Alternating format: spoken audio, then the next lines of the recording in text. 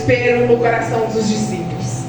Mas eu leio da palavra de Deus, Marcos é enfático em dizer que, e navegando eles, adormeceu.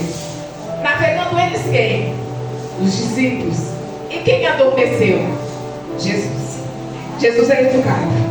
Os discípulos tomaram a rédea, eles foram à frente para navegar. Ao invés de colocarem o mestre à frente, eles foram à frente. O mestre então, enquanto o homem estava cansado, deitou no travesseiro e foi dormir. Jesus estava dizendo, vocês vão navegar, então eu vou descansar, é vocês que vão à frente. E eles estão indo.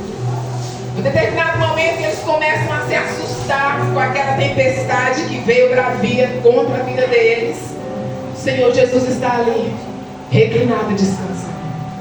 Eu abro um parêntese para vos anunciar que desobediência à palavra de Deus é endereço certo para a tempestade. Eita, Nem Jeová. toda tempestade, queridos, é provação. Tem tempestades que são consequências dos nossos atos. Deus está nos ensinando que diante de qualquer condução que estivermos, é necessário que coloquemos o nosso Jesus à frente. Aleluia. Quem deveria estar atrás eram os discípulos para que Jesus fosse e então guiasse o caminho de forma correta. Deus está nos anunciando nessa noite, nos ensinando a colocar Jesus à frente de todas as nossas decisões. Irmã, eu tentei várias vezes e tem anos que eu não consigo alcançar. Nessa noite você vai fazer diferente. Você vai convidar Jesus para o teu barco, mas não é você que vai navegar, porque aquilo que você pode fazer, você faz, mas aquilo que ficou para o teu Pai, coloque nas mãos dele e descansa, porque ele trabalha em prol daqueles que nele confiam. Os que confiam no Senhor são como os montes de Sião, que não se abalam, mas permanecem para todo sempre. Deixa o teu Pai conduzir, que a tempestade vai cessar. Eita, glória, aleluias. Comece, o Senhor não vê que nós estamos perecendo, mas foram vocês que decidiram conduzir. Como se Jesus estivesse respondendo isso. Ele se levanta e diz assim, mas por que tendes pouca fé? Por que agistes de tal maneira? Porque quando nós confiamos em Deus, nós não entregamos a Ele e tomamos de volta. Nós deixamos Ele conduzir até o fim. Porque lhes falta fé. Eles só direcionam a palavra. Aquietai-vos e houve bonança diante dos ventos e das ondas que tentavam assolar a vida dos discípulos. Você está debaixo da autoridade desta palavra. E quando nós priorizamos o reino de Deus, as demais coisas nos são agraciadas. Aleluias. Estamos aqui diante de uma palavra conhecida, que nos fala muito sobre o tema dessa campanha nessa noite, onde houve então a instituição da primeira Páscoa. A Bíblia diz que há 430 anos Israel de Deus sofreu, oprimida, escravizada pelas mãos de Faraó. Deus já tinha, por meio de Moisés, o líder que Deus levantou para libertá-los, Deus já tinha então manifestado 9 pragas para que Faraó liberasse os filhos de Israel para ir rumo à terra prometida. Porque a história que Deus tinha escrito para os israelitas não era para morrer no Egito, não era mais para viver ali no Egito, lugar de opressão, de idolatria, sob escravidão. O Senhor Deus, Ele estava com o propósito de libertar aquele povo dessa escravidão do adversário, do Faraó, que representa o próprio adversário.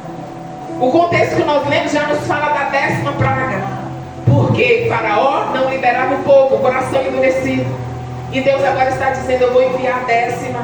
Nessa eu vou ferir todo o primogênito de toda a casa. Mas tem um anúncio para o meu servo Moisés. É uma orientação para que os filhos de Israel sejam isentos da morte.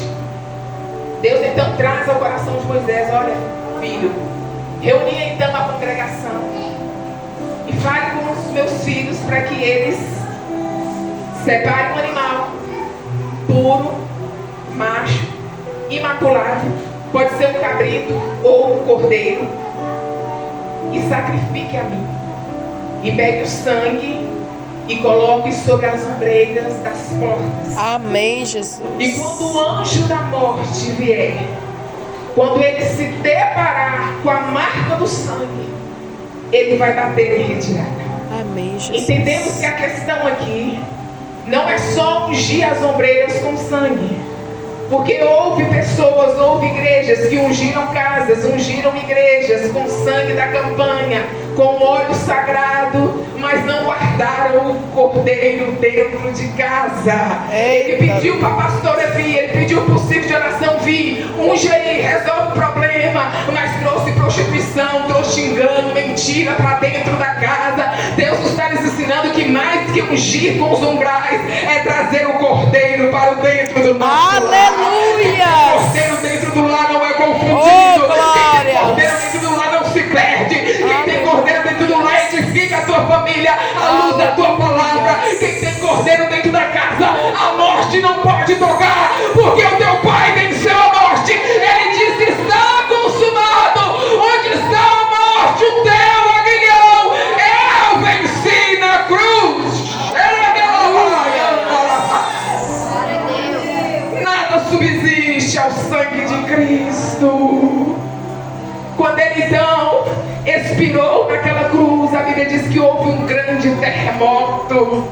Satanás e o inferno achavam que era o fim da igreja, era a vitória da igreja.